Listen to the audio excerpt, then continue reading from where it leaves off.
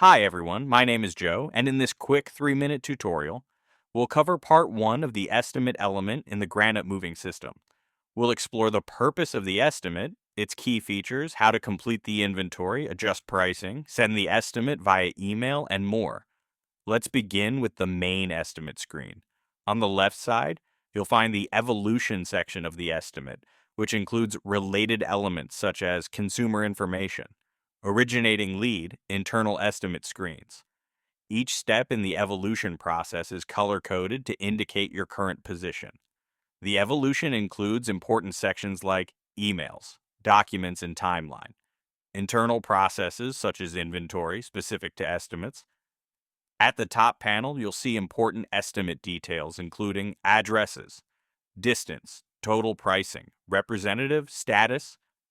In the top right corner, there's an I button. Clicking it opens advanced options where you can view or edit details such as visual information and other estimate-specific settings. When you're done, close the window to return to the main page. Below the top panel, you'll find a row of action buttons which include email and texting options. A book button on the far right side. Steps in the estimating process, that's 1. Collecting and defining inventory. Click on the inventory evolution to open the inventory page. Define the inventory by setting up inventory rooms, adding or removing items, using advanced options like attaching images, defining preconditions, and more. Once finished, click Save and return to the estimate page. 2. Adjusting pricing. Pricing adjustments can include setting the rate per cube, adding accessorial services, including packing materials, applying any reductions as necessary. 3. Emailing or texting the estimate. After finalizing the estimate, it's time to share it with the client.